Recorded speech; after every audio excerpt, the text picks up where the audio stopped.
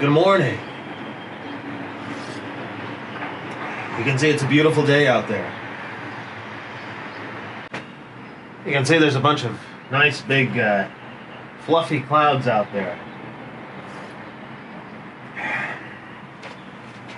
So I heard some interesting news coming out of China about a foreigner being deported. This is kind of an amusing story in a way. I'm sure it's pretty awful for the guy that got deported, but, well, you probably shouldn't throw cell phones at the police. So as you know, in most of China, it's required that you wear a mask when you go outside. Everybody's supposed to be wearing a mask. Well, this guy from Morocco, he decided not to wear a mask. And of course, the police in their hazmat suits came along and they said, "Hey, how come you're not wearing a mask? You need to go back home and put on a mask." His response was to attack the police and to throw his cell phone at them and make all kinds of obscene... Well, he swore at them quite a bit. And as you can imagine, he got arrested and, well, he's been deported back to Morocco. Yeah, so this guy from Morocco, yeah, I think that probably would have happened in almost any country. Well, I don't know. They might not have deported him in the United States, but, well... If you're a guest in a country, and the police do something as small as ask you to wear a mask when you come outside, don't throw your cell phone at them. Don't throw rocks at them, don't attack. So I'm sure that in the news there's probably been some stories about foreigners being deported or whatever happening. That's why. It's not like... Now, I do know from my own case that if people get upset with you because of a post online, whatever your original purpose was, they might go after you, regular people, to try and find ways to get you deported, but they still have to go through the law. So if you've done nothing wrong, typically they won't be able to deport you. Now, but now my point wasn't that to bring up the story. It's just amusing to me that somebody over being told to wear a mask would blow up and throw their cell phone at the cops. Yeah, don't do that. Yeah, I'm just watching the news here. Things are actually sounding pretty positive on the Chinese news. I mean, as far as the United States is concerned. It sounds like the U.S. received a shipment of medical supplies or something, masks or something to that effect. And I guess the president praised the stuff. And, well, now everything is okay. They're no longer saying a bunch of bad stuff about China, or about the United States on the Chinese news, which is nice because maybe there'll be a bit less animosity toward Americans now, but it doesn't change the financial situation, which they are reporting now, that a lot of the manufacturers here in China are saying this is worse than the 2008 financial crisis. That, you know, now that this is happening and hitting the rest of the world, they've had not only delays where, you know, customers are asking them, they've started by asking them to delay shipments. Now they're just canceling. All around the world, they're canceling shipments of garments and different supplies. So it's shaping up to be quite a disaster. Some of them are talking about, you know, shifting to the domestic market, but let's face it, the domestic market's going to be messed up too. So unless you're making masks or ventilators, then business is probably going to be a bit slow. I laugh. It's not funny at all. It's actually really bad.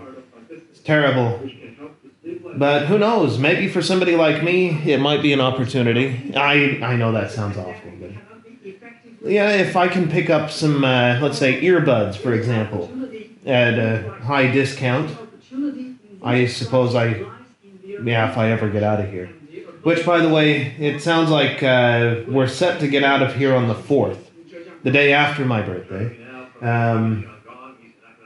We'll see, assuming everything goes the way it's supposed to. It's really up to them. I mean, they'll let us out of here when they let us out of here, but according to my wife, we're supposed to get out on the 4th, so I'm preparing for that. I'm looking forward to being outside instead of inside. Now, I can't get too far into this video without talking about some incredibly good news that I heard out of the United States.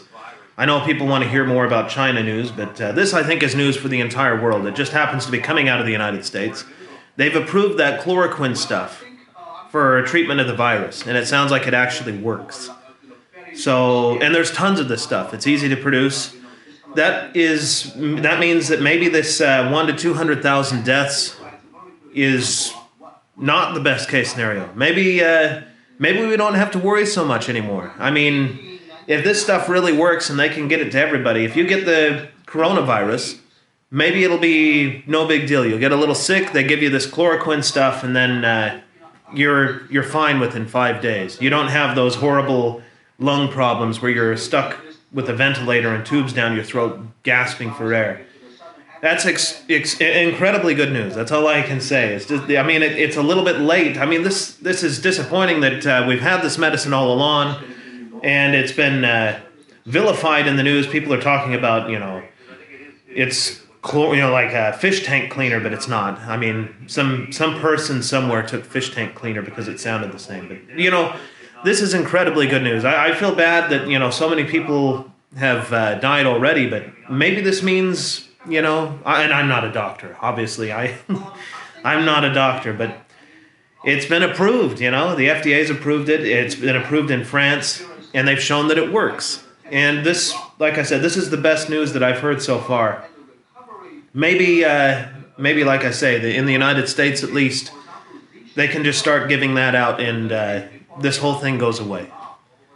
And the world goes back to normal, and we start having a significant drop in the number of deaths. This is incredibly good news. I hope it works. And I hope that life can go back to normal very soon.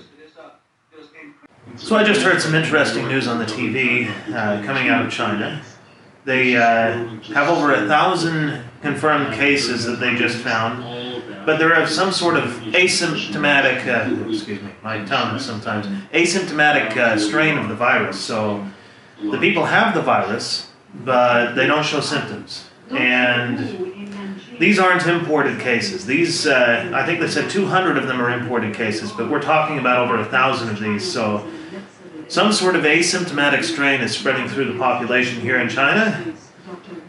But, well, I guess you do have to worry that if it is an asymptomatic strain, that it could, mutate and become something else. But I'm glad to hear that it's asymptomatic, but I'm not so glad to hear that it's locally spreading. It's not like they caught it or something coming in and were able to stop it. Now it's just spreading everywhere. But hey, maybe if everybody gets, well, I don't want to say that, but if you get that, maybe you'll be at least have some immunity to the more dangerous strains that are out there. Being in quarantine has made me lazy. So, built up dishes that are going to need to be washed. And today I don't mind washing them because I'm in a good mood. So many good bits of news coming around. I've mentioned the new treatments which have been tested in France. And the reason that they're going ahead and approving a lot of this is because of the testing and use of them overseas, including in China and France, as I mentioned, with great success. But on a more personal bit of good news, I have found out that on April the 3rd, they will be coming to our house to sign papers once they've checked our temperatures and everything is good, of course. Basically saying that we're clear and we're able to go out again. So, that will be my birthday. That's excellent news. It'll make for an excellent birthday present, being free from the house. Luckily, our house isn't so tiny that, we haven't got anywhere to go inside the house. So that's been a benefit to us, but I can't tell you how excited I am to be able to go outside. Yeah, being cooped up in the house, as I'm sure a lot of you watching this are also cooped up in the house. It'll be nice. I can't wait to get out there and just start... well, I don't know. Maybe we'll go around the city a little bit. Maybe we'll probably go on the road. It's been a while since I've been able to see my son, so that'll be nice. Really looking forward to seeing him. Like I said, that'll make for an excellent birthday present. Yeah. All done. Yeah, when this is all over, I might just forgo the cake for the birthday, hop in the car, and go back to see my son. I think that would be better than anything. Really looking forward to it. Just what a crazy time. I just really hopeful about that treatment. I know there's been a lot of criticism in the news. Don't listen to the news all the time. I mean, the only real news that I ever watch that I really trust, it's not any of the cable networks. It's the mostly the nightly news broadcasts. They don't have enough time to fit all the garbage in. At least that's the way I look at it. I definitely prefer watching those. Getting to be dinner time, and that means I am making noodles. No pizza today, so it's just gonna be me cutting up vegetables again, as you've gotten used to see. You know, I've been looking over some of my other videos. I can see a definite change in my attitude since I've been stuck in the house all this time. Really not a good thing. I've never liked just staying inside. I've always preferred to be outside somewhere doing something.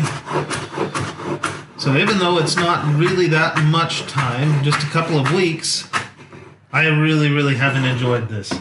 I'm really looking forward to getting out of here. So when they said, you know, the 3rd, they're going to come over and sign those papers, that was really good news. Really something to look forward to. Instead of the constant unknown of who knows when they're going to let us out. Now, if anybody is foolish enough to try and follow any of the cooking methods that I use, and you're wondering, what kind of noodles are you cooking here, Expat? Fear not, you can make them too. They're the instant kind. I'm just spicing them up by adding a little bit of stuff to them. And always remember, as I say every time, when you're making cabbage, tear the cabbage. Otherwise it won't have as good of a flavor. Last bit of prep work for this meal. 2 eggs. Oh, I missed the garbage can with that one. Well, I'll clean it up before my wife sees it. Uh-oh, she'll see it in the video. She'll be like, oh, you're making a terrible mess. That's why everything's always a mess. Final step.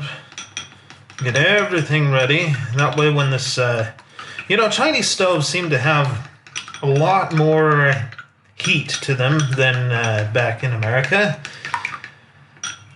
I just know when you turn these flames on, man, it really puts out a lot of heat.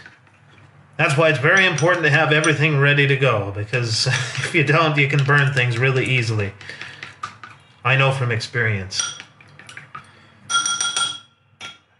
Here we go with these vegetables, before the whole thing blows up in my face. Onions first.